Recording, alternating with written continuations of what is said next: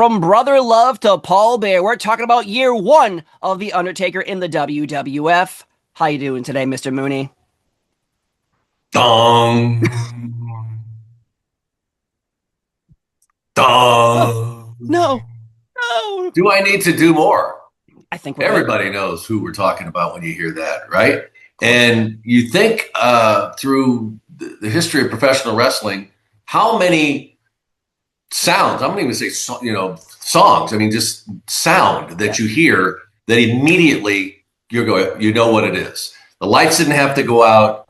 You just hear that and immediately you know it's The Undertaker. And, there's been a few other iconic theme songs that these guys have had. And of course, the Warriors, remember that dun, dun, dun, dun, dun, dun, when you hear that, the breaking glass of Stone Cold, and of course the dongs with The Undertaker, who, we've had some great characters throughout the history of professional wrestling.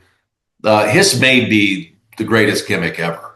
And I think initially, this wasn't something new. Other people had played morticians or that had the dead theme, but you had to have somebody that could pull it off.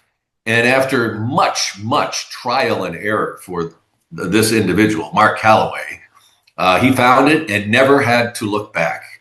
But you look at the list, and we'll go through it, of all these different gimmicks that he had before he found his place. And maybe at a point when it happened that he was thinking, maybe this business really isn't for me. Maybe Ole Anderson is right, Yeah. which we'll also talk about. But now it's just, I'm sure looking back, he must just go, man, that was what a ride. And thank the Lord, or whatever your faith, that this came into my life, came into it, and really one of the greatest characters to ever step into the ring. It's insane to think that Ole Anderson, who was in charge of WCW booking, when The Undertaker, me, Mark, goes in there and asks for a raise. Hey, can we do a little better here? No, because the direct quote is, "You'll never draw a dime." The Undertaker. Can you imagine hearing that, though? Yeah. Maybe you should have said, maybe, you'll never draw billions. Billions of dimes, trillions of dimes. You know what? I mean, over the years, if you add it all up, it probably is in the billions. Could someone have been more wrong? I wonder if that was ever a thought in his brain later, going like, oh boy, I was wrong about that one. Because man, that he couldn't have been more off. But also remember, at the time, he was just struggling as go through the list of some of the gimmicks here. Now, most wrestlers, they might have, I don't know, 4 or 5, 6 maybe. He had the Commando, Boris Dragu, which was this Russian mercenary, I guess. Mark Callis, Mean Mark Callis, which I think maybe if people were saying what was one of his gimmicks prior to Undertaker, would probably come up with that one, because Mean Mark was maybe one of the more well-known ones. Yeah. Dice Morgan. Bet you never heard of that one before, probably. No, never. The Master of Pain, the Punisher, Texas Red, which I think was pretty clever considering he's a ginger. I know, and right? then Texas Red Jack, and then in big bold letters, The Undertaker. Yes. And they did add, I think initially they were going to add, it was going to be Kane, The Undertaker, which would evolve into another character, which is with the WWE. Sorry to break it to you, not his real brother. But sorry, here we go again. Steve Fall. Are you okay? I'll have to move on. I'll have to move on. But honestly, if I was Ole Anderson, I might have said, "You'll never draw a dime," after reading off all those names in a row. Like, listen, kid, Big Red, Mean Mark, the Commando. Who's this Boris guy? Like, I could see it's easier to critique Ole Anderson now because of a 30-plus year career of The Undertaker versus when you fly back to 1990 Was he drawing dimes? Was people paying to go see Mean Mark at the time? Paying to Yeah. see Sting, Flair, Vader, people like that in WCW. So I'm not saying Ole was right, but at the time, he probably wasn't wrong with the I looking know, at but at the same time, Steve, you look at this guy. huge. He's 6'10". He just has, he's a good-looking guy. He's got this, pale skin, this dominant figure, and he's very athletic. I mean, people may not have known. I mean, he was an accomplished football player, basketball. He went to higher education at an institute where he actually was playing basketball, and had even considered at one point maybe thinking he could play some kind of professional ball, maybe not the NBA, but so 6'10" and being able to really move like he could was I don't know how you didn't look at him and say, we've got to figure out something because he's got all the tools here, and he flailed for how many years here? I mean, he was very young. I mean, we shouldn't say years, but it was in a sense where he just went through a period of about 4 years or so where he just was not getting it. It wasn't happening. And until Vince McMahon, and I think you have to give Bruce Prichard a tremendous amount of credit here. He was friends with Mark, being from Texas.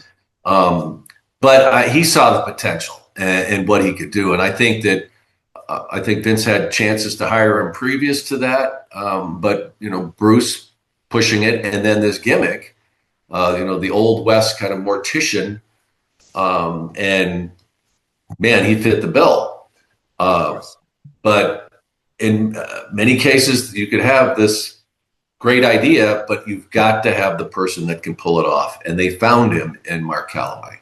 Right, and a lot of people I think forget too was he was managed by Paul Heyman, who in today's world, the wise man, the oracle, all the nicknames that he's had over the years. And then he's in a Skyscrapers tag team replacing Sid Vicious, who is injured. He's not doing nothing. And I think that's the case of he wasn't, a jobber losing every week. Like, look at Kevin Nash. He was Oz. He was Vinny Vegas. Like, all these weird gimmicks that WCW would give you and think, like, it's okay. No one will notice. Like, I remember who you were a week ago, buddy. Like, you don't have to suddenly pretend you're somebody else. I see your face. So it's great to see that Bruce Prichard did see something in this man and realize, hey, we got to bring him in. And, around SummerSlam is when the secret meeting happens between Undertaker and Vince McMahon. And at first, Vince isn't really interested in the Undertaker after seeing a tape of him originally, but Bruce is like, no, like, you got to meet this man. You have to talk to this man. And you were there too. Like, it's very strange to hear stories of seeing a tape of someone, but then actually talking to someone and hearing their pitch and who they are. And Vince and Taker, what an amazing relationship, even till this day, have a good relationship. So is it just meeting Vince to understand what's going through his brain versus, him watching a tape of you and like, nah, I'm not interested? Yeah, no, that was always an important thing for Vince. And that's why he would, fly these guys in. And of course, part of it was to, give them the royal treatment in a sense.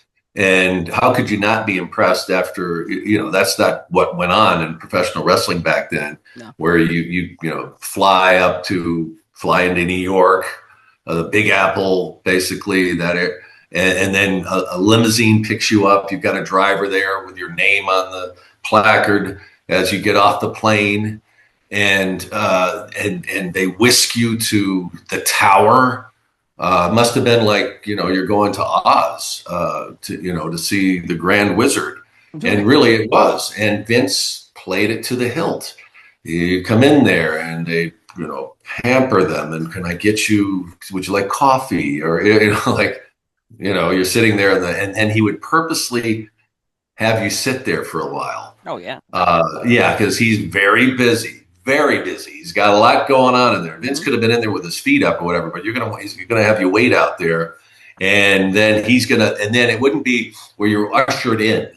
Vince would do this grand thing that, oh man, I'm so busy, but I am making the time because you are so important to me. And he would come out into that entryway there and you already know all these things about you and your family and your it wouldn't just be who are you, whatever. It would just, and it was a whole performance. Yeah. But I don't think it didn't ever not work, because you hear these guys years and years later, and they talk about getting that call. Vince would be the guy on the phone. It wouldn't be his assistant saying, "Please hold for Mr. McMahon." When Vince called you, it was Vince. Hey, it's Vince McMahon, and he personally, he's picking up the phone. He's calling you. He's not having. There might be. Those initial phone calls where you'd have Pat Patterson call or something like that. Even Howard made some of those calls back then. But when it got to that point where they were saying, "We're going to bring you in," or "We want to talk to you," Vince made that call. And you got to remember what an impression that would be. And so Vince knew how to do it. And,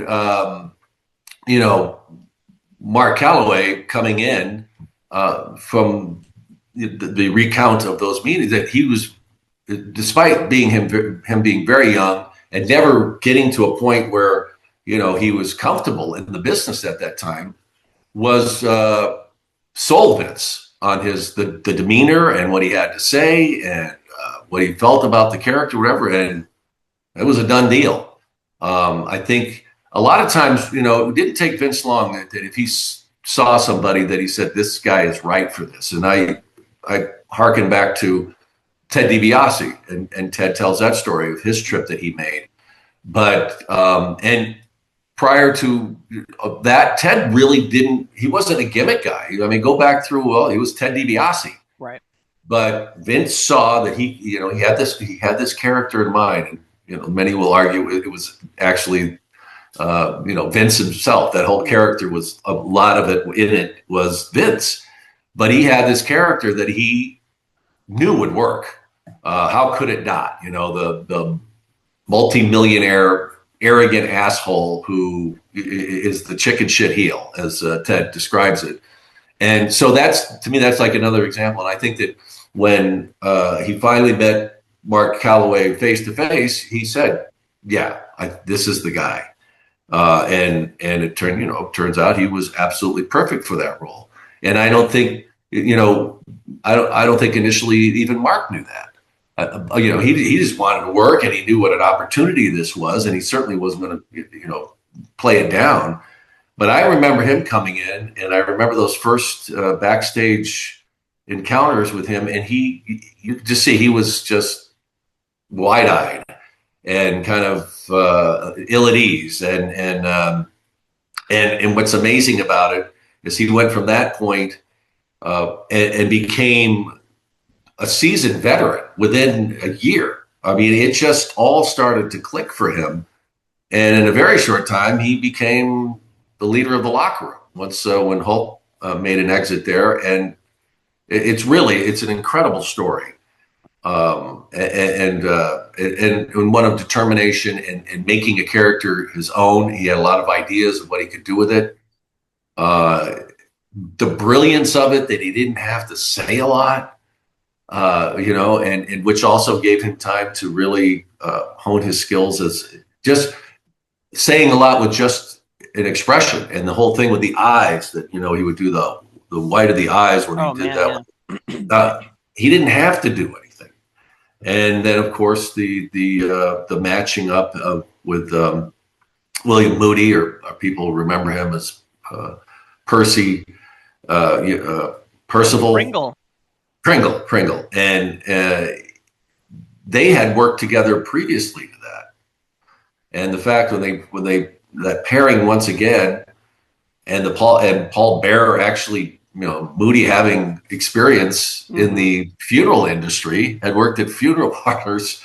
It was just so much to talk about there, but I got ahead here. But the fact that, Mark coming in and that face to face, and that's really what did it, and never looked back. And it was, I can't think of too many other examples where, as soon as that guy hit the arena, the first, when that went into the, whatever the first event, people already were like, whoa. So true. Just a great story. because you think about it, like The Rock was Rocky Maivia, Steve Austin is the Ringmaster. You know, Mick Foley, yes, was Mankind, but he had transitioned to other characters. Like some people don't come Dude in Love, yeah. and you're immediately like, whoa, this guy's gonna be huge, or this guy's already set. We're good. We know what you're doing. We know who you are. Sometimes it takes a few years to get going, but it seemed like the Undertaker character was great. An old Western mortician type Yeah. gimmick. He was a bit scary. A nightmare fuel is the word I would use to describe him. Supernatural powers, but at first you don't really get the sense of supernatural powers. You're getting that maybe he's a zombie, maybe he's dead. We're not 100% sure on who he is, what's he all about. But we do get his introduction on Survivor Series 1990, and if historians will understand or know that he doesn't come down as the Undertaker. Million Dollar Man introduces him as Kane, the Undertaker, who is the mystery partner for her Survivor Series team against the Dream Team, which is Dusty Rhodes, Koko B. Ware, in the Hart Foundation. So it's very interesting that even before Survivor Series, they had tapings of Wrestling Challenge and Superstars. They taped these matches with Taker before he even made his debut, and no cell phones, so you couldn't really spoil that this guy already made his debut, but we haven't seen it on TV yet, which I find so fascinating. It was so easy to keep secrets then. Now it's you can't keep a secret at all. But Kane the Undertaker or the Undertaker, like, where do you land on that? Because obviously they thought the Undertaker just sounded better than Kane the Undertaker. Yeah, absolutely. I mean, and just the introduction of it. I mean, just to say the Undertaker, it just kind of explains it all.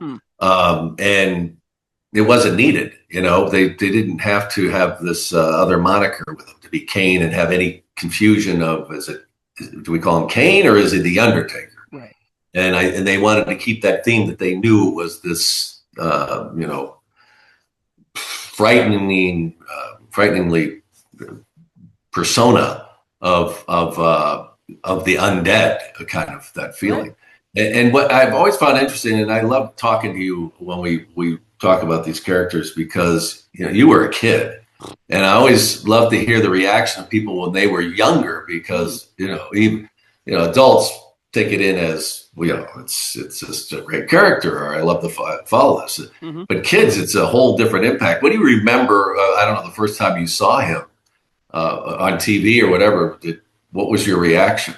Frightened. He was a character that you would leave the room when he came on TV. You're like, I'm still watching Superstars, but like I'm outside the living room peeking in. Is he done? Is it off TV yet? Really? Oh yeah, he was frightening. You see those kids in the front row too. They zoom in on him. These kids are crying. They're afraid of him.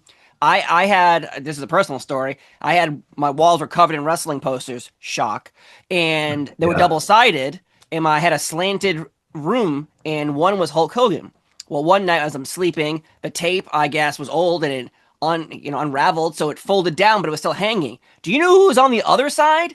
Ooh. The damn Undertaker with his eyes rolled up, tombstones around him. I woke up screaming, Mooney. I woke up screaming, and I still remember that story today. So he still traumatic. So he scared me, and my therapist sending you a message. So I was afraid. I honestly, God, as a child, I was afraid of the Undertaker. I didn't know I didn't realize that he was a TV character and this was a show I was watching. I believed what I was seeing, and what I thought was, this man is going to come for me and put me in body bags and put me in caskets. He's evil. So that's how I thought. But as an adult, you're right. Different feelings. And what was so great about the character is all the things you could do with it.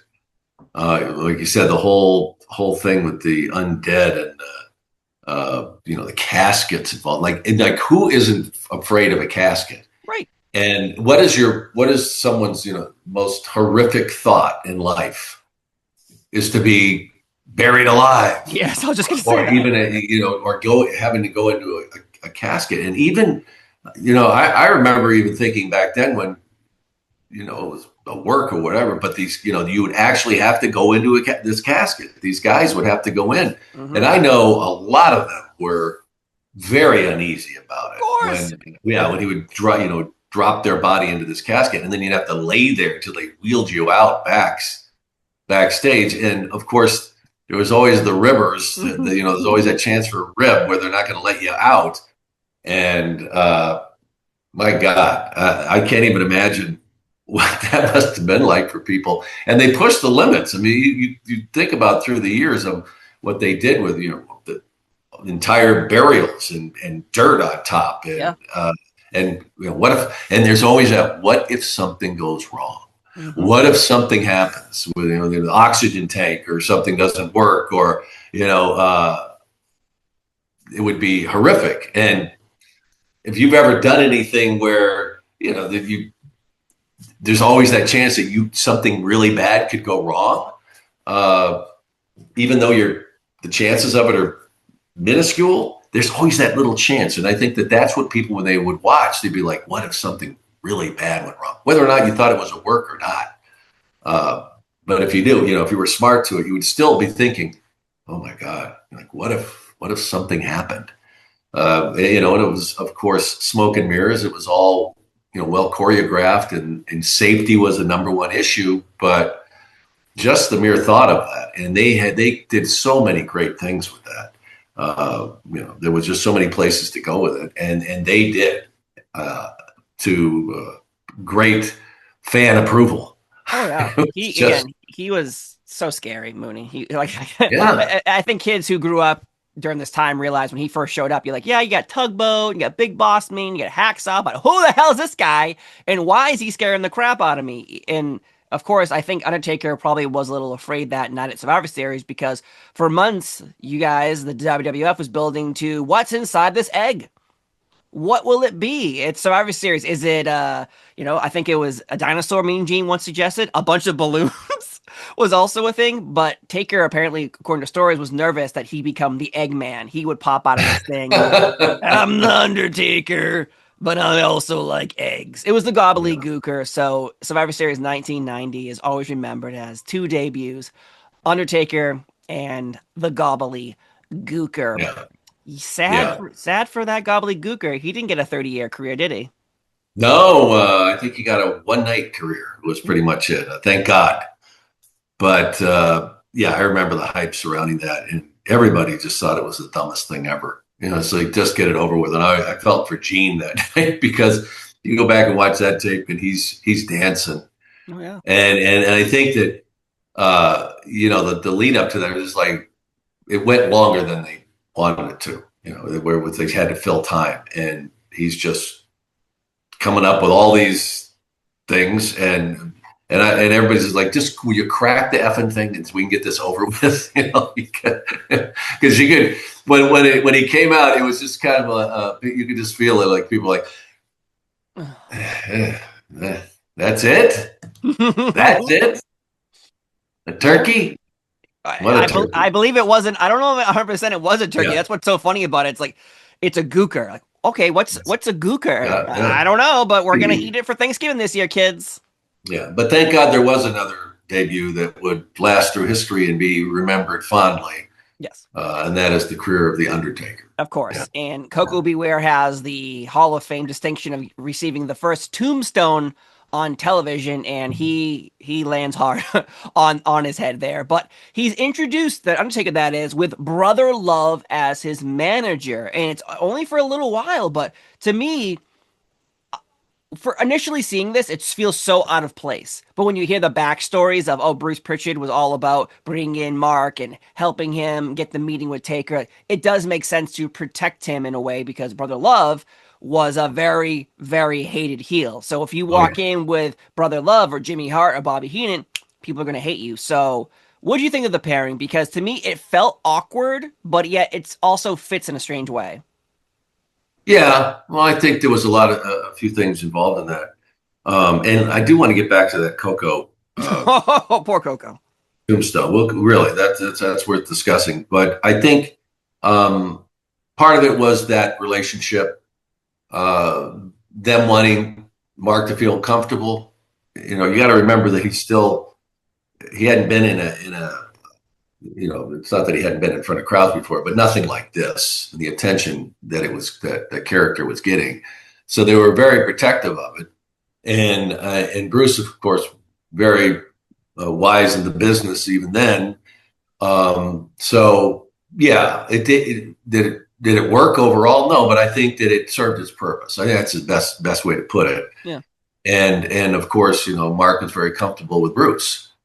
So that's why but that was all about. And I've mentioned it before. I never liked the character Brother Love. I always never really understood the whole the red makeup was just too over the top. You see it, that would be all over his collar, and and Bruce was so incredibly talented then. I knew that he did the voices and everything, and I was like, what a waste. I mean, couldn't you come up with something better to make for this guy? But that was a character that Bruce really believed in, and it had its run, that for sure. Yeah. But anyway, but that pairing there, I think that was kind of the initial way to get him over, and they weren't going to have him. The whole character wasn't supposed to be verbal, like really verbal. The whole thing was to have that mystery of like what is going on in that madman's head, and he's so dangerous, and so we don't want him saying anything, and he's going to say it all in his expressions, and so. But you can't just have him stand there. You need somebody there to get that communication out there. So yeah, it was experimentation. I mean, if it would have been worked, then they would have kept it too. Right. I think Bruce, the story is that he was pretty much told by Vince, all right, you got to go on the road with this guy and house shows and everywhere. And Bruce was like, I'm also working within the company as an employee, not just on an on-air talent. I'm creative, I'm producing.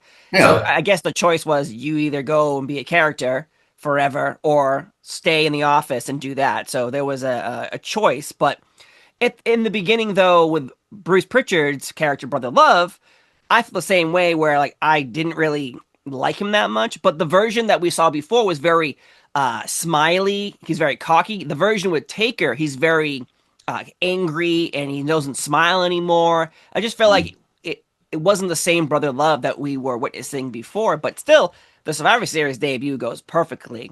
And those original tapings that happened before Survivor Series on Wrestling Challenge and Superstars, they start airing on Saturday mornings, and Bruce is Brother Love. But Bruce is giving The Undertaker a rose. After every time Taker wins a match, he's given a rose. And then Taker takes the rose and he just rips it apart over his opponent after beating him. Yeah. It obviously changes over time. This is clearly the beginning of Undertaker because they're like, what are we going to do after he wins? Give him a rose and rip it. Is that just another way to figure out this character? Like we got something here, but we don't know what exactly we have yet. Yeah, and that's this whole part of it's this experiment. You keep trying different things and what works. So yeah, there's going to be a period of time where you're just doing all kinds of different things. You're pairing him with Brother Love. You got the rose thing, and that was kind of silly. But then what did he do? And then what came up with? Oh, the dirt, the signification. Right. What do you do? What is the old ways when somebody would be, they're about ready to cover the whole thing up, and the family member comes up and they throw the dirt on the coffin. It's like, oh yeah, brilliant. But you got to get there. And the rose makes sense too, I guess. When it's you see in movies where someone throws the widow throws the single rose into the grave sometimes as well. So something like that, maybe. Yeah. Well, then when you're saying goodbye to a love, right? Goodbye. There was no love. There was no love lost here. It was you're done, and I'm responsible for it. So that was great. Cleaning up the ring probably wasn't every time, but bring out the broom. But no, it was that to me that was a master stroke. I thought that was a great part, to finish it off. That's so damn funny though. I like the rose in the beginning, and eventually we'll talk about the dirt in a second. But his next pay-per-view appearance is Royal Rumble '91. He doesn't win, but it's a great image of him trying to take down both members of Legion of Doom at the same time, and they're selling for him. And we know Legion of Doom really doesn't sell for much, but Legion of Doom eliminates Taker from this. He goes over the top rope, but he doesn't land on his butt or his side. He lands on his goddamn feet. And I think this is the first time I remember seeing something like this. I'm like, holy shit! Like, I don't think I've ever seen someone go backwards and land on their feet. Now you see it all the time, but to me that shows you like, dude, this guy is agile. He's doing the walking the ropes, Ropes. clotheslining you, going backwards, landing on his feet. Like this is where I realized Ole was wrong about drawing a dime. Yeah, yeah. Because he did. As I mentioned, he had that great athleticism. I mean, he could do a lot. But he also talked about how he had to tone it down because that was the whole demeanor of the character, just slow movement and calculated moves when he would go. So you can't have him flying over the ring and doing all these crazy things. It just wouldn't go with the character. But when he did get the opportunities and show that, yeah, it was like that move right there was very clear that this guy can move. And the other thing about which you can imagine was difficult for them to get their way through all this was the fact that the character really was like no sell, like sell nothing. He was impervious to everything, impervious to pain. And so when you're told to go in there and let's say you're going to do the job, but at the same time, and then you're not going to have the guy, he's not going to sell anything I do, was tough for the guys to take because you got to say, okay, one thing you're going to have me take, I got to lose in the center of the ring. Mm-hmm. And then the guy's just like, everything I do to him, he's just going to look at me like, yeah, what else you got? And so that was a minefield to really go through, especially for the guys that were, higher on the card. But at the same time, it catapulted him to the top of the food chain there because, here these guys have the greatest moves in the world and they'd seen these moves destroy people. And yet they have no impact on this guy. He just takes it. So they had to find ways that he had to have some weaknesses that you could tap into and he would go down. But at the same time, it wasn't easy to do. And he recovered like that. That was the whole thing where he'd pop up. He'd be able to, and then just suddenly he's back up. You're like, what do I have to do to stop this guy? You can't. Right. So that was always interesting too. And I know that I'm sure there were many discussions with guys that went into the ring with him saying, okay, he's got to go down there. Something I do here, that you can't just have him. Nothing has any impact on him. True. So, yeah. You're right about the movement too very methodical. Sometimes he'd explode out of nowhere with he'd jump in the air and just close on you, but then he would just immediately lay back down and get up and just walk slowly to you. He was in no rush to kill you. He's like, I'm gonna get you. You're not getting, no matter what happens. You'd go be in the corner and he'd come swing at you and you duck and go underneath him. He'd just turn around, walk slow back to you. You're right. It must have been difficult to, in your body, what you can do. But as a character, who are you? And so you have to realize I'm supposed to be this guy who might be dead, who might be a zombie, but I have to walk in this weird way because that's what we're selling to the people. We're selling. No expression. I'm no impervious expression. to pain. Oh my God. Can anybody tell me they ever see the Undertaker run? Not until American Badass run. Undertaker. The Undertaker didn't run. He didn't have to run. He didn't have to run. He would just that almost robotic-like walk. That wasn't turning his head, looking at the crowd as he came out. It was just that dead stare, and this is all stuff that Mark, thought about in his head. Who's this character? What would he do? How, he doesn't react. He's not going to have, don't have facial expressions. It's just going to always be this deadpan. And I always wondered when he discovered that he could do the thing with the eyes, where he, looked up and it was just because who can do that? I think even if you could still see my eyes. Still see your eyes. Oh, right? Let's see. He could make them roll back up. Where are my eyes, Mooney? Yeah, I still see your eyes. Yeah, but still, and how spooky was that? I know. And I used to think of stupid things like that. Like, how does he walk? How does he know where he's going? Because can't see where he's going, and he's walking. He was brilliant. Again, you figuring out this character. Like we did a Shawn Michaels podcast about his first year. You're figuring out who you are. Little bits. Like, what's this flower thing doing here? All these little things. And even in the Royal Rumble match, Texas Tornado, who beat Mr. Perfect with this move, is trying to apply it to the Undertaker, and he's no selling it. The claw and the disc punch when he spins and punches you in the face. Taker just standing there like, oh, did you hit me? I thought that was a fly. Yeah. So there's definitely things developing here, and as you can tell, Brother Love, he's gonna be out. We're no longer gonna have Brother Love here. He's gonna go work in creative, produce. So we get the introduction of Brother Bearer, where we find out his name is actually Paul Bear, Sure. and I think this is the combo, like how Macho Man and Liz, Undertaker and Paul Bear. This is the combo that everyone remembers and everyone loves, and of course his high pitched voice. But here he's not doing that Oh yet. yes, It was they fit perfectly Undertaker. together. Like talk Yeah, about that pairing because it could have easily been like, oh, we're gonna bring in the coach. The coach is now the Undertaker's manager. It's like, nope, we yeah. got fucking Paul Bear. It worked out perfectly. Oh, it was a perfect pairing. There's no question about it. And Percy was the perfect man for it. He looked the part completely, and would put on that pale, that makeup on, and then the dark rings under the eyes, and he had that whole demeanor. I remember that when you'd shake hands with him, and he had that like the fleshy hands. I don't know how Like to clammy explain hands. it. He had clams. Yeah, but no, it's like it just soft to this creepy in a way, and the way you would think of when you went to a funeral parlor that the guy, your grandma passed away, and that the mortician would come up and tell you, oh, I'm so sorry for your loss, and and he was just perfect for it.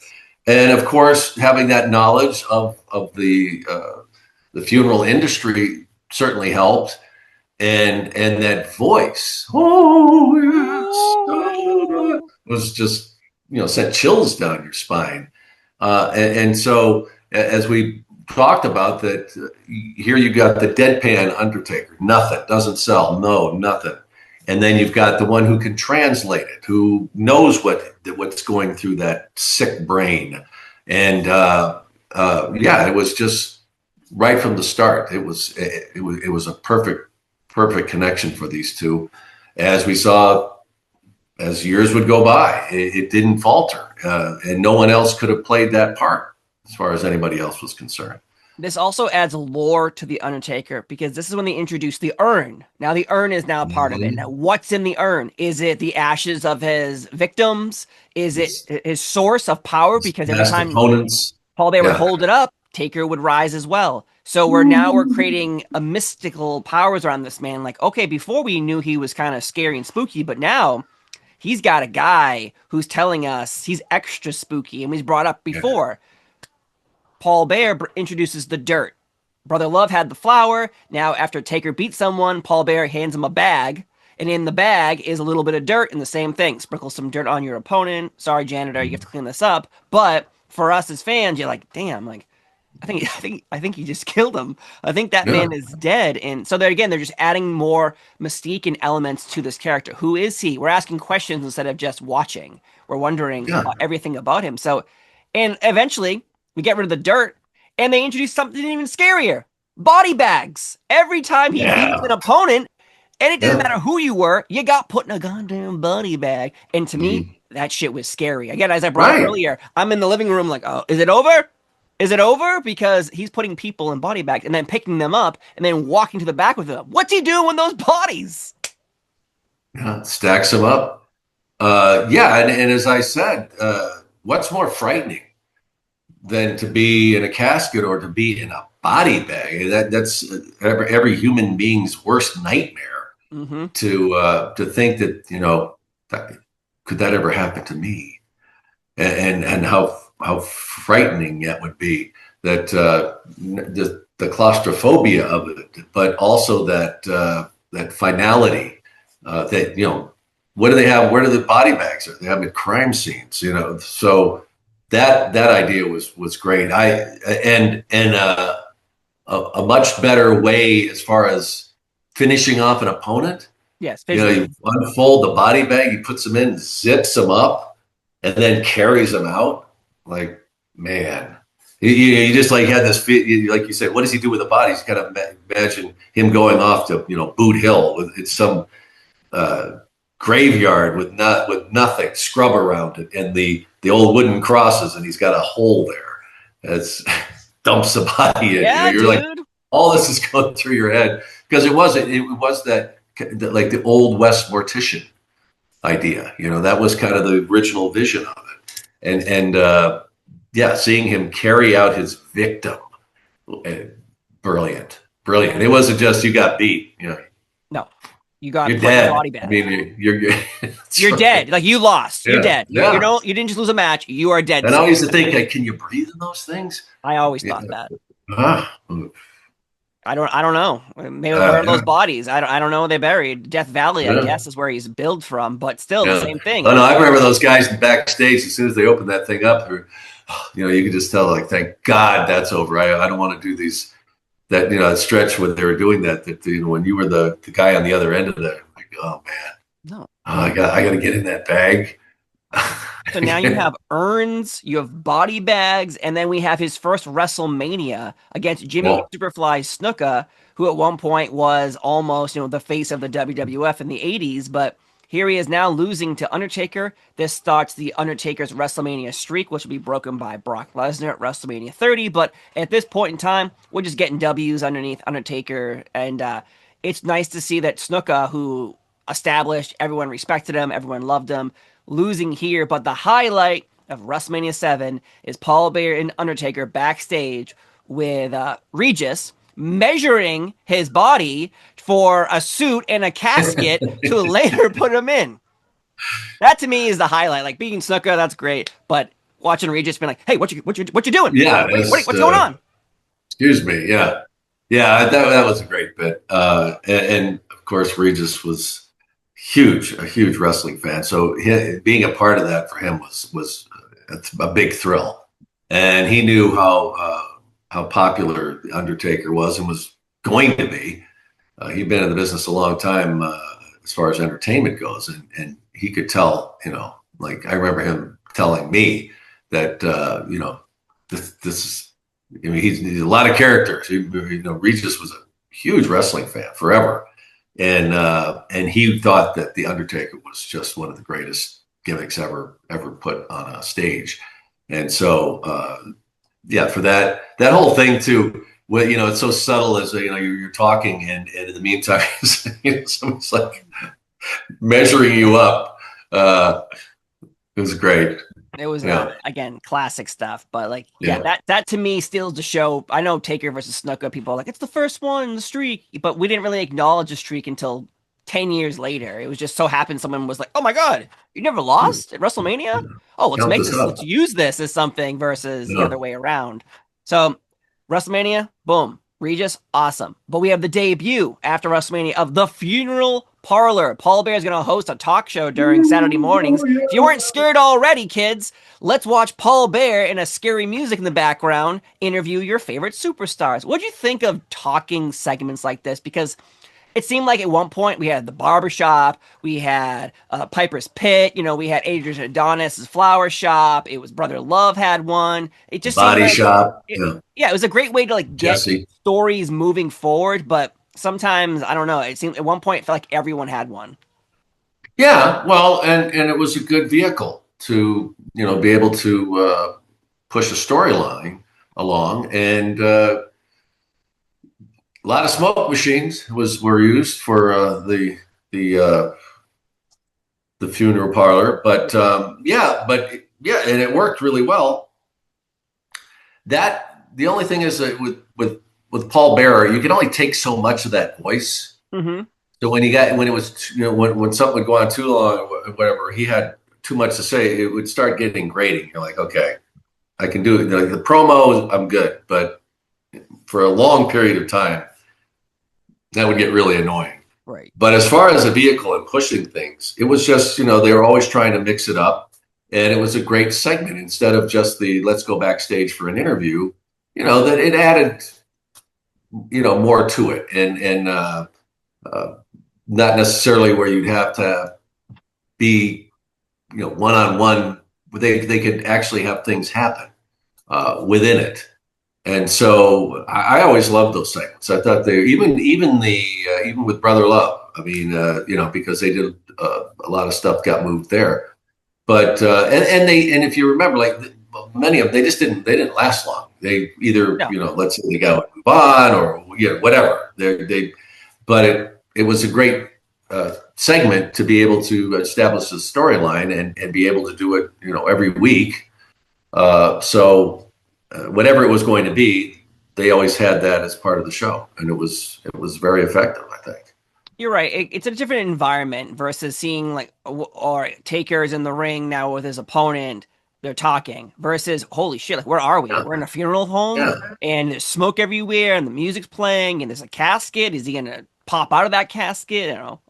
I don't know. Again, as I said earlier, I'm hiding in the other room, being like, "It's done. Is it done? Please, God, let it be done."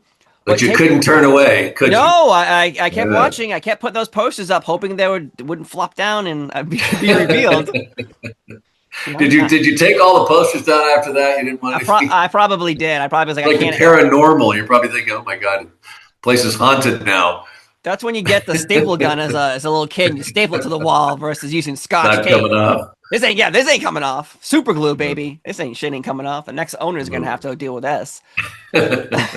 But no, it was nice to see the funeral home get going, the funeral parlor. But then we are finally in Undertaker's first big feud, and it's with the Ultimate Warrior of all people, former WWF champion, the man who defeated Hulk Hogan at WrestleMania 6 Sky Dome, defeated Macho Man recently and made him retire. So we are like all in on Warrior as kids, but the Undertaker attacks the Ultimate Warrior on the funeral parlor and locks him in an airtight casket. Now, years later, airtight. These caskets, though, eventually would be much wider, much bigger, spacious.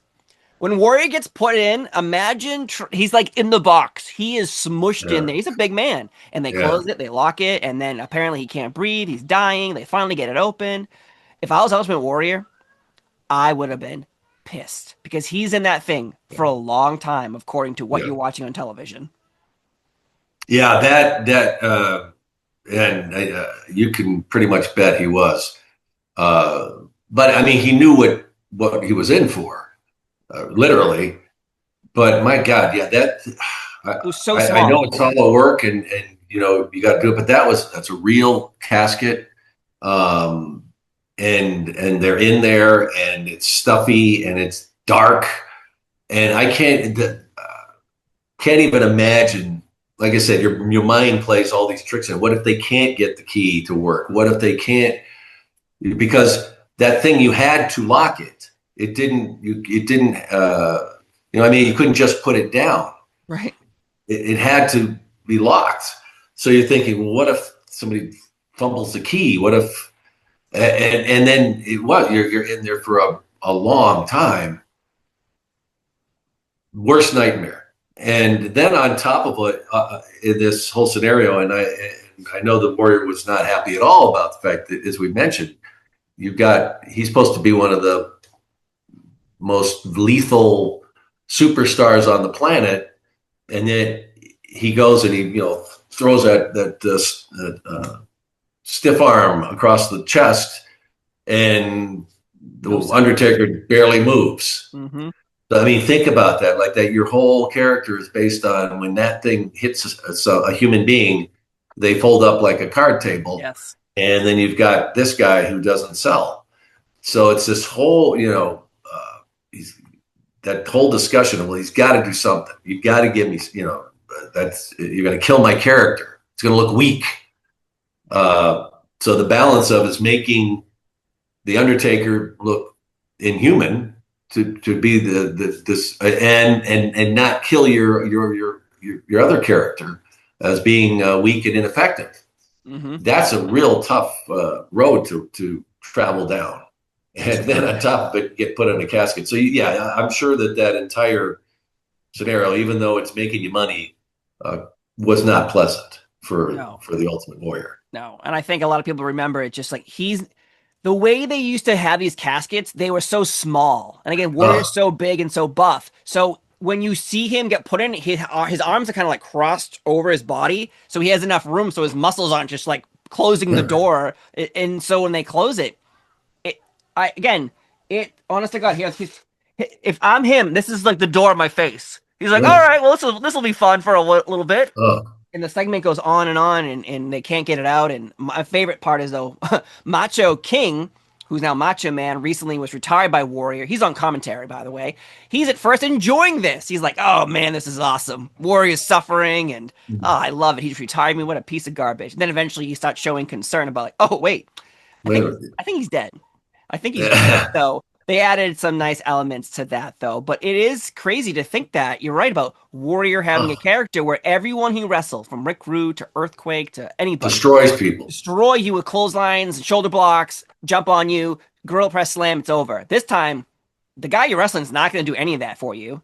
He's not going to not fall over. He's not going to get pushed around. So how do you keep your character? I don't know. Keep with the heat that you have, but yet you don't, because how can you keep your momentum going if another guy won't sell for you? Won't sell. Yeah. It's like two people not selling. And it said it wasn't just the Ultimate Warrior. It's all these guys. Demolition you mentioned. Look at those. They took people's heads off. And Undertaker's not doing that. So that it wasn't just the case with Jim, but it was a case with all the guys. Help put this guy over, but at the same time, don't harm me. I'm willing to do stuff, but you've got to give me something. I've got to be able to retain my stature, the way people look at me. And the other part of it, like I said, they're asking these guys to do. I'm sure that there were a lot of them that had. I don't know how many people on the planet don't have claustrophobic issues. I mean, maybe some people can. I was the kid that when people would want to break, go sneak into drive-ins. I'm like, I am not getting in the trunk. It ain't happening. You know what I mean? Yeah. So I mean, honest to God, like even backstage, I wouldn't go near that thing. When they would have it sitting off to the side somewhere. I would just do, the 30-foot walk around, because I didn't want the chance of somebody, grabbing me as a rib or something and putting me in that thing. I'd be in an institute, So the thought, honest to God, the thought of it, of being in there for any time, and even though it's a work, but I know that, Jim was not comfortable by any stretch of being put in that thing, but it was what they were asking to do. He had to do it. And, folks, the best way to imagine it, and I'm sure many of you have had, an MRI, and you go into the tube, and it's not. I mean, maybe originally in the original days, it was as long as your body. Well, now they're maybe 5 feet long that you go into the tube, and your feet are exposed at the end, and they're telling you that anything happens, you get right out, and you can just look down at the bottom, that's all open. But you go into that thing, and because it's got to be close, and so you're in there, and tell me that you don't go, this is what it's like to be in a coffin.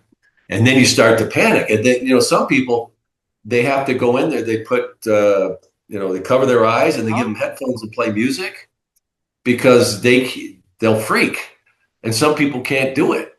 And so you had a lot of guys that were like, and I have to get in there. And how long am I going to be in there? Really?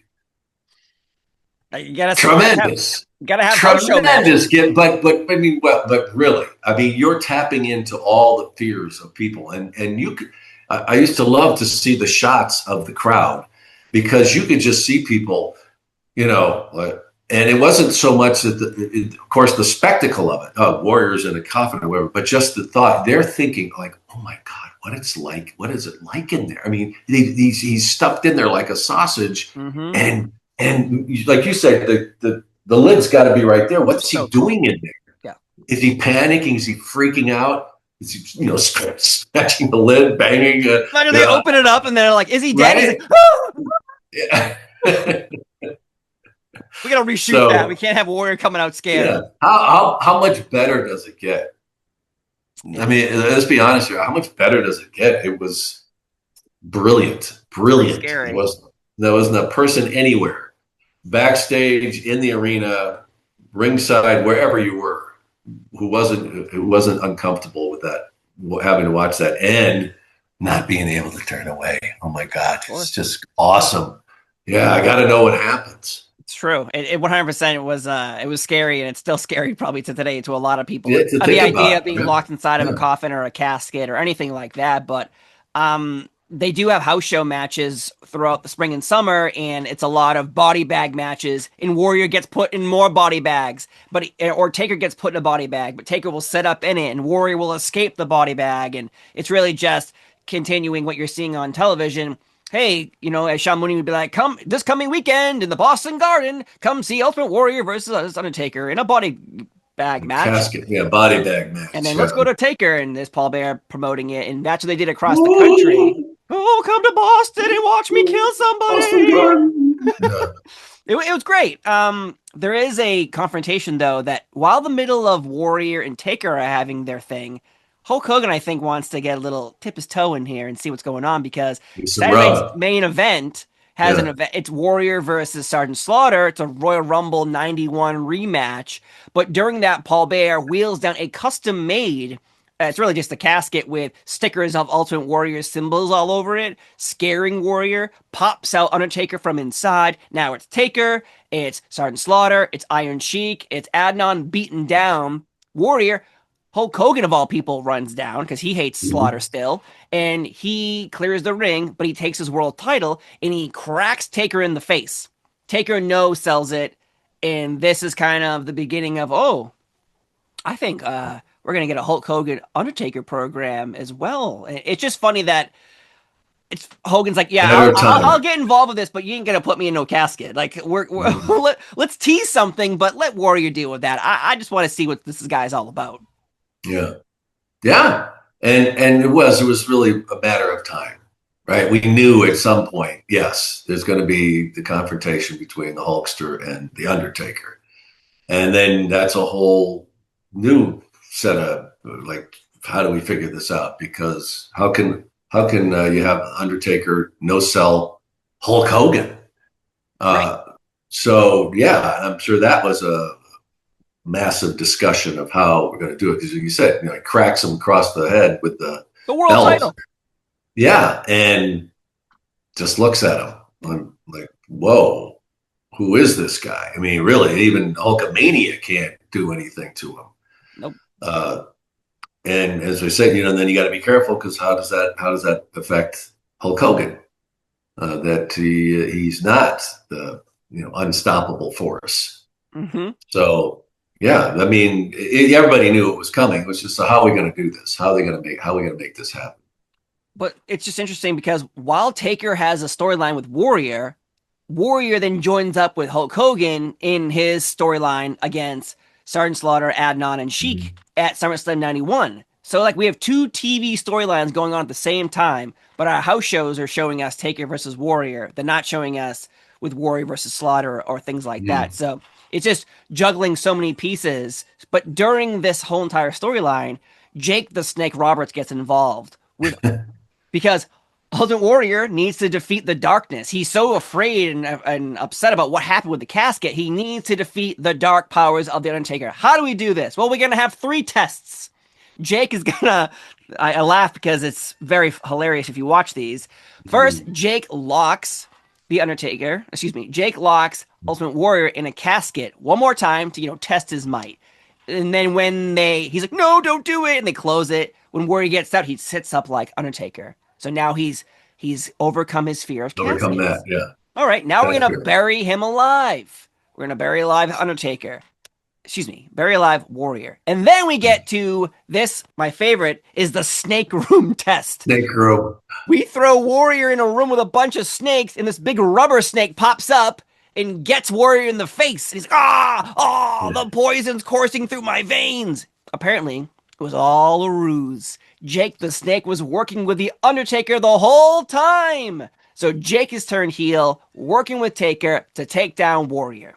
Before we get into all that, man. Yeah. Do you remember those segments? Do you remember how amazing and hilarious, but yet so satisfying they were? No, great. And what's the line that Jake said? Never trust a snake. Never trust a snake. Right? Mm-hmm. And he was right. Those segments were great. I'm sure Warrior wasn't happy he had to get back into the caskets, but Jake tells the story of that snake room, and they had those were real snakes in there. Not necessarily venomous, but that's another phobia. That was another thing that was great about these segments, is that it was tapping into people's phobias. You know, like people who's not what a nightmare. What's the nightmare of being in a room full of snakes? That's what's worse than that? And Jake tells the story of how when they did this, and you can imagine Warrior was not happy about doing this. And Jake told him, you know, don't lift your feet up, shuffle when you walk. Do not lift your feet up. And he killed a couple of them because he didn't listen. Oh no. Yeah. But that's what was so brilliant about all these segments, and the Undertaker himself, is the fact that there were so many of these things where they could tap into these phobias that the fans, the people that were watching this, were just, it was so cringeworthy. Like, to them, it was the worst nightmare ever to have to experience. And as I said, you know, but you could not look away. It they didn't have people going, I can't watch this. You know, they wanted to see every second of it. But it was tapping into that where, like, oh my God, thank God that's not me. I can't even imagine if I had to do something like that. You know, it's maybe the underpinnings, the beginnings of the Fear Factor show. So maybe, you know, somebody watched it then and said, "Oh man, we could do a great show with this." But that's what it was doing, and the idea of it was you know, who isn't afraid of death and everything that goes with it, and all the creepiness of it, and how scary it is.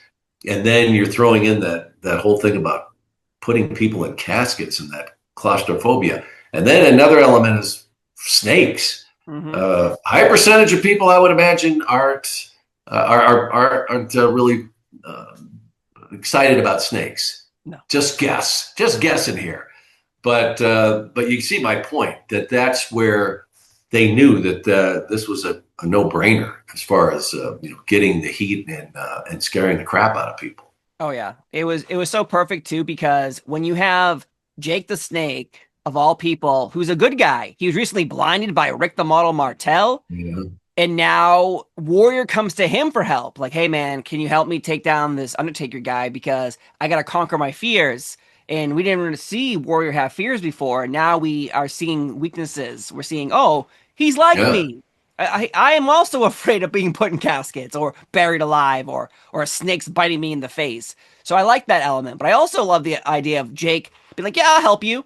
And then in reality, he's like, I'm going to go talk to this Undertaker guy. I like his deal. I like how he's dark and I'm dark and we could be friends. Like, it just changes the dynamic of Jake, because we've been cheering him for what, 5-6 years now. Yeah. And now we've decided, like, oh, we're gonna not cheer Going to the dark side. Yeah, I think it's really this whole Undertaker Warrior thing really opens up Jake to a whole new possibility of his character developing in a different way. So it's well, and also you also bring up a really good point here, Steve, when you mentioned about showing some weakness with the Warrior, because I think that was a big problem with his character early on, because he was this very one-dimensional character. You know, it was just this force of nature, balls to the wall every second of his life.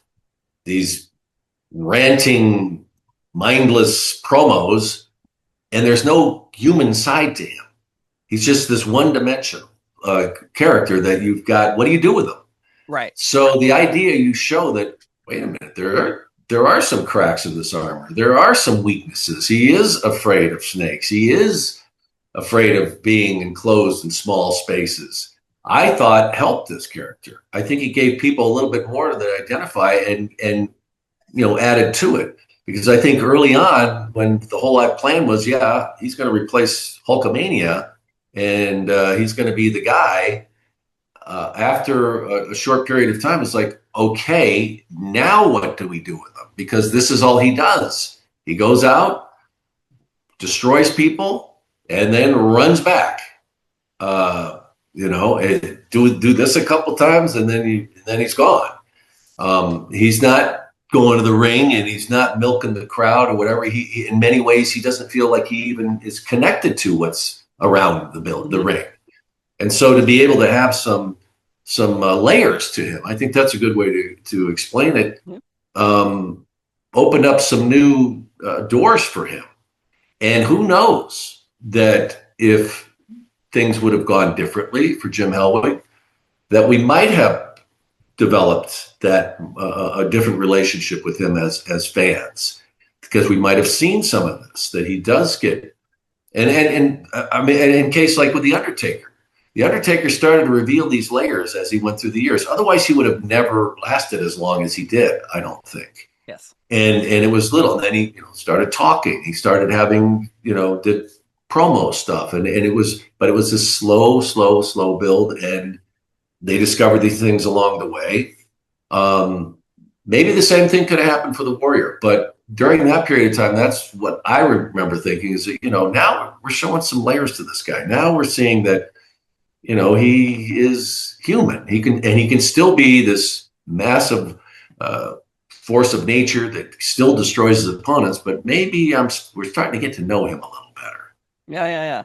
I also love how Undertaker can have a friend. Like suddenly he has a friend. Like Jake's his friend. Jake's Undertaker's friend. Yeah. Like, oh, you like to bury people? I like to sick snakes on snake. people. I know this is kind of weird, but I like snakes, and they. I like holes. I like holes in the ground. So yeah, we got that in common. And then Paul Bear's just hanging out. Oh, I like to bomb people. Oh, I'm glad we did this. This is really great. We'll get something to eat together. Oh, after Warrior's on the ground, because Warrior gets bit by that, in that cobra in that scene when he's in that snake room, and he's on the ground, and he's kind of, the poison's coursing through his veins. Yeah, they got that. And there's Jake, and Jake's talking to him, like he's like pretty much reaching out for help, and then it's revealed, like the camera kind of pans over a little bit, and there's Undertaker and there's Paul Bear in the background. And you're like, holy shit! This whole time it was a ruse, and I love that part of this storyline. Never trust the snake.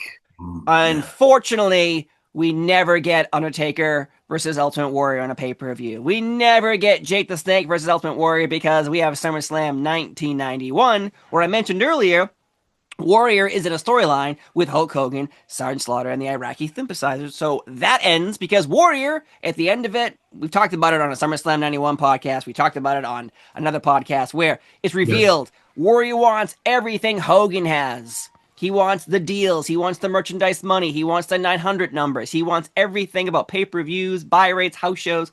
Vince is like, we're good. So pretty much the story goes, he's either fired or suspended up until WrestleMania 8 when he makes his return. So we don't get the continuation of any of this. We did all this stuff, all these storylines. We turned Jake heel. We put Taker and Jake together. But it never continues on. And unfortunately, as Jake the Snake, as many interviews have said, he lost hundreds of thousands of dollars because now he's a bad guy. He has no one to work with. And by the way, the guy he was going to work with no longer works here. Yeah. That's and as we've talked about before, it's just seeing the way it worked out with Jake. And here he is, one of the greatest workers in the business who can elevate any storyline. And yet he keeps getting screwed time and time again, where, like the big money. He would remain a top card superstar for years. And yet, like, you get to this point, he's thinking, oh, this is going to be great. Warrior, I mean, we're going to get a good run out of this. I'm going to have to take some stiff shots and have to deal with this guy. But hey, it's going to be a hell of a run. And then what? Oh, he's fired. He's gone.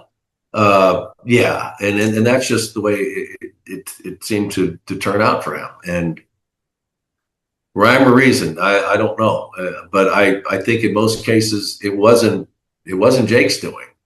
That he was ready to go, and it just always seemed to work out that way. Well, even Undertaker too, because Undertaker, he's now in a major storyline with someone. He's been just beating people for the past 6 months. Now he's in a major storyline with your second top babyface in the company, and whoop, it's gone now. So now we got to figure out what to do. Well, at the same SummerSlam, we have the wedding reception of Macho Man and Miss Elizabeth. Opens a box. Oh, a present? Is it going to be new Tupperwares? No, it's a And a snake pops up, and Taker and Jake interrupt the reception. They were just upset they weren't invited, obviously. So that starts another storyline. You know how they feel. Yeah. Of course, I would be Yeah. upset. Listen. I used to be a wedding videographer, and my friend invited me to his wedding, not to attend his wedding, but to film his wedding. So I feel Jake and Undertaker's pain. So Yeah. I do feel it. But it's unfortunate for Taker in his young career. You think it's all over for him, but with Jake now pivoting to the Macho Man, Taker's still there, but he's not. He's got no one to work with suddenly. Yeah. So he aligns himself with another popular wrestler, Ric Flair. But Ric Flair has beef with Hulk Hogan. Now we're in the real world champion storyline. Who is the real world champion? You got Flair with the WCW belt. You got Hogan with the WWF championship. The funeral parlor has a moment where Hogan and Flair face to face for the first time ever on the funeral parlor. Taker opens up a casket. He reveals he's hiding in it, and he attacks Hulk Hogan from behind, beats him down. And this is when Piper and Macho Man are on commentary. They leave the commentary booth. They have steel chairs. They're smashing Taker with them. He's just waving them off like they don't hurt him at all. Taker bends down with his hand. He grabs Hulk Hogan's crucifix necklace, rips it off. He looks at it and he's like, oh, and he kind of like throws it on the ground as in, he can't touch a crucifix. And it's brilliant. Now we're no longer thinking about Warrior. We're thinking about, holy shit, Taker just took down Hulk Hogan of all people. And it involves Ric Flair. Like, to me, this was the beginning of it all, and we lead us into, of course, Survivor Series 91. But what'd you think? The pivot from Warrior to Hogan. Was this always going to be the plan, you think? Well, I think eventually, Vince was, we're going to get, but maybe it happened a little sooner than they were hoping. But yeah, I think that was always the plan. They always knew that was going to be something they could do. And that confrontation was great. I also remember thinking then, when he rips the cross off, I'm like, oh boy, that to me that seemed like very controversial. I'm surprised that it didn't turn into a bigger issue than it was, because he rips the cross, the gold cross off of the Hulkster's neck, which we'd seen. He would wear that everywhere. And so instant heat. And I love the whole bit where it's, he didn't oversell it, but the cross was just, just shit out of my hand. Yeah, right. So yeah, off to the races on that one. And, it proved it wasn't too soon, because it turned out to be, people wanted to see it, and Undertaker was ready for it.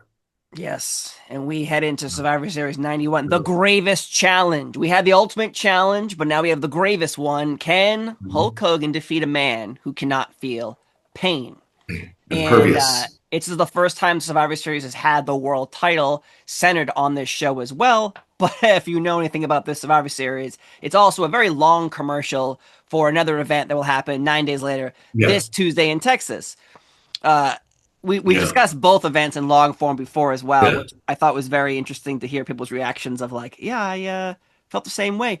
But Undertaker, first year, he made his debut, 1990 Survivor Series. Here we are, 91. He defeats Hulk Hogan for the WWF Championship, becoming the youngest champion at the time to become the world champ. Now, talk about that. Like, how insane is it to someone to come in and they were Mean Mark Callis before and Boris this. Now, a year later, you're the world champion defeating the number one guy in the company, Hulk Hogan?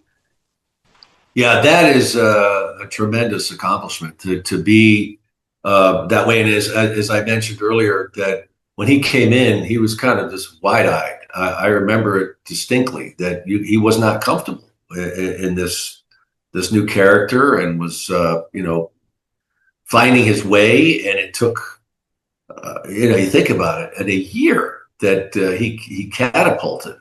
Yes. But in many ways, that he was developing that character, and all of it worked. Just following that basic guideline, I think he just had in his head, and once you become that character and what that character would do, everything he did worked. But to sail through the ranks like that, and just was as much of what Mark did was also the fans. None of this happens without the fans cheering it on, literally cheering it on. And they saw the impact he was having, no matter where he went. And, with all these house shows across the country, and, these guys are, thank goodness, at least for that period of time, where, you're working every day, despite how grueling it was. But the plus side of that is that you're taking out all those kinks. This works. That did. This does. Okay. I'm going to try this tonight. This is, and that's what Mark's doing. He is totally locked in. And they're seeing, as we go to all these different cities, the crowds are different everywhere you go. And they're just seeing, the agents that are there saying, man, they're just pop for this guy. So that ascension was certainly as much for Mark, but also the reaction that he was getting consistently. It wasn't big night here and not everywhere he went. And so they knew they had a very hot product, and why not? And I don't think they're thinking it's going to be a one-hit wonder. We're going to get to this point. They're seeing, there's longevity to this. And if we do it right, it's going to be something that they're going to bank on for a long period of time, which of course ended up happening. Yeah. But yeah, the fact of what he was able to accomplish in that year is astounding. There's guys that would, work their ass off for 5, 6, 7, 8 years, to even get to that point. And here you have this guy doing it in a really short period of time and maturing as he went. He wasn't caught up in it where it was just overwhelming, like with Warrior. Warrior, he couldn't deal. It was too much. And of course, he didn't have good people around him. And we discussed that before. But Mark had paid his dues despite his young age, but he had paid his dues. And, as you said, all these different gimmicks and all these different places he'd been, even by the time he got to the WWF. And so he was ready. And you could see it, not just in his character, but in his whole being, that he was, as I said, this wild-eyed kid who got there, and how could you not be, no matter where you've been, but then just becoming more and more seasoned and more mature. So by the time the end of that, we're at this point, he is a seasoned vet and ready for what's ahead for him. Yeah, he accomplished so much here in this first year, Yeah. but at this Survivor Series 91, he's aligned himself with Ric Flair, as I mentioned before. Well, Flair slides in a chair, and that's how Undertaker wins. It's a tombstone onto the chair, head first, right, boom, and Taker wins the belt. So, but controversy surrounds this event because we got a whole selling of Hogan laying there like he's paralyzed and he can't move, and it's an endless segment, and we're really selling that Hogan's hurt by Undertaker. And where Undertaker, apparently he's all worried now, like, oh my god, I hurt the golden goose. How could you not be? Oh my god, I've hurt him, I'm so screwed, I've only been here for a year, they're gonna fire me, oh my god. According to many people, according to him, if you look at the video, here's Hogan's head, here's the chair. A lot of space between there. Hogan didn't touch his head, but he overcompensated. Mark did, as he tells the story, and despite everything I said about him being seasoned and that's the point where, but he also knows who Hulk Hogan is, and if he ends his career, how does it impact him? And they didn't have the technology that we had today where you could go back and look at it 2 seconds later. They didn't have that kind of technology. And he, tells the story of how wasn't able to see it as a replay back because he's back on the road the next day. Yeah. And he's thinking, oh my God, what's going to happen out of this? I mean, it was the point where Hulk was in Vince's office and he's laying on the ground and get my wife and kids on the phone, and then I goes to the hospital. So he's torturing Callaway. He's just thinking like, oh my God, what did I do? But he's thinking in his mind, like, I did everything right. Mm-hmm. I, locked him up. I had him. I overcompensated to make Got me, sure that it brother. wasn't even close to hitting that thing. And when he eventually finds out that, the other guys had gotten a chance to see the video and that his head never went that close to the metal, Nope. and he finally confronts the Hulkster. And Terry's explanations was, well, yeah, maybe, brother, I didn't hit the steel, but you held me so tight that it locked up my neck, and that's how it. Mm-hmm. And Mark never recovered from that. I don't think he ever really forgave him for that, especially because here he's young in his career, despite where he is and the impact of his character. But he's thinking, my whole career could be over of this, and I go 5 or 6 days where I'm not sleeping because I think I did something to Hulk Hogan's neck, and he's got a lot of pull in this company. Mm-hmm. And comes to find out that he was working him. And and he he's talked about before on his podcast that he never forgave him for that. No. Yeah, I think Undertaker even said that was the day he realized who Hulk Hogan really was. There's a difference. To him, he was full of shit. Yes, that's his whole. I think that's at this how point he in put his career, yes, yeah, and I think we've done a couple specials on Hogan where we realized, I think in 1986 is where Hogan starts realizing, oh, I got to hold some people down if I want to stay up here and be the golden goose. And here maybe he thought the same thing, or maybe he did feel like he was hurt, and maybe he did feel these things. And and what his motivation behind it was, whatever it was, who knows? But why would you do that to somebody? I don't know. Him doing that job for the Undertaker was that going to hurt Hulk Hogan? No. And what about him actually hurting his neck?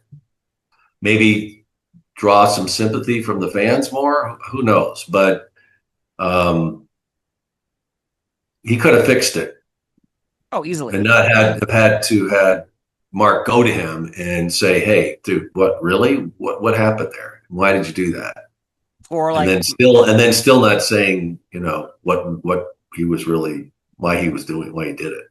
So especially because Survivor Series is November 27th. This Tuesday in Texas is December 3rd. And so many rumors for so many years were like, the only reason Undertaker lost his championship so quickly was because of this, Tombstone. And maybe that's what he was thinking, that Vince is going to say, oh, we got to fix this. We got to placate him. Right. But it's like the things that happened though after Survivor Series, it's clearly leading somehow to Ric Flair versus Hulk Hogan. Like, you're already teasing it. Flair is the one involved in the match to get Hogan to lose the belt. And then Hogan defeats, again, Undertaker on this Tuesday in Texas. Well, then after that, the belt gets vacated, and then they held it up in the world title match, Royal Rumble 92. And so Flair wins that, which again, you're thinking, oh, this is leading to Hogan beating Flair at WrestleMania 8 for the WWF Championship. So I don't believe in the rumor that Taker lost a few days later because of this Tombstone incident with a steel chair. No.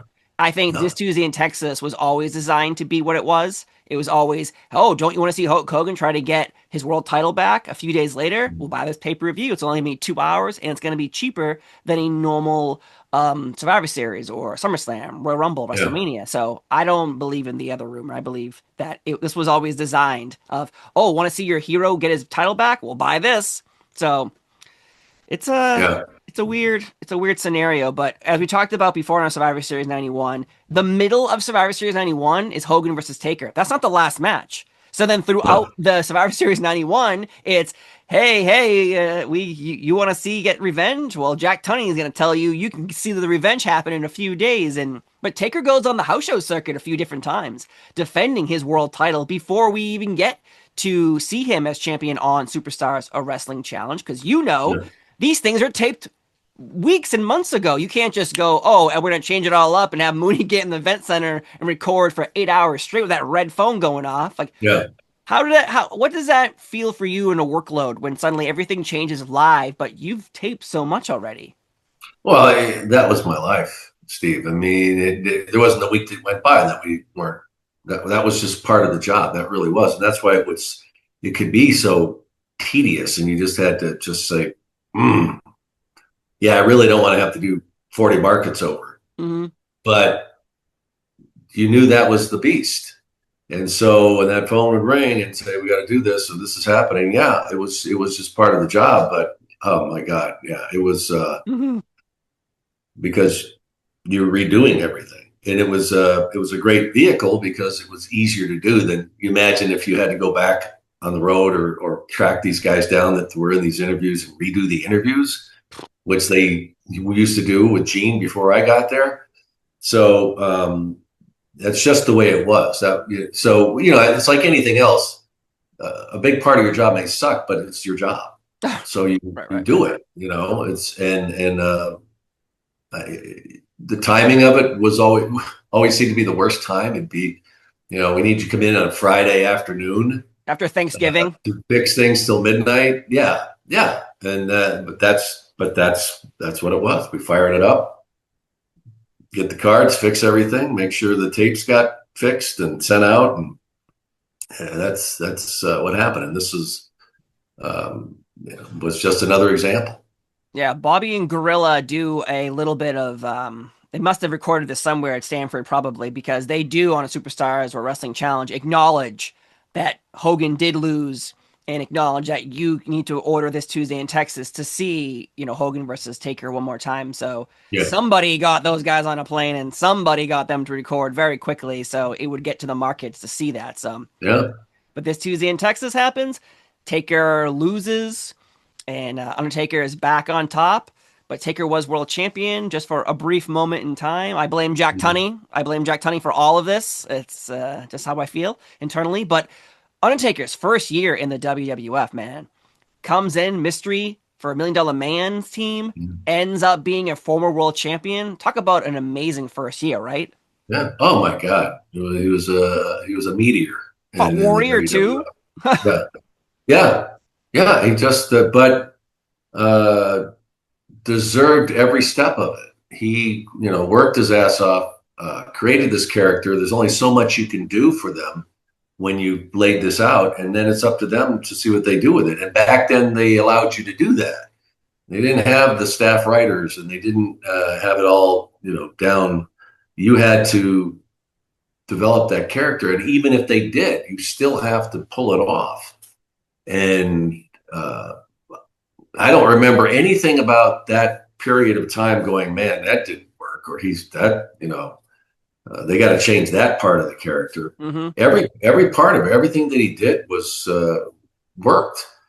And then, of course, the addition of Paul Bearer, having that as the other part of that to deliver the message, it all worked. And really, there are very few other examples of, we've seen guys rise, but not on that level, and be able to do it that quickly and sustain it, which is even more astounding, as we'll talk about future episodes. Of course. Well, folks, thanks for watching us talk about the first year of Undertaker, from Brother Love to Paul Bearer to the World Championship. What a ride.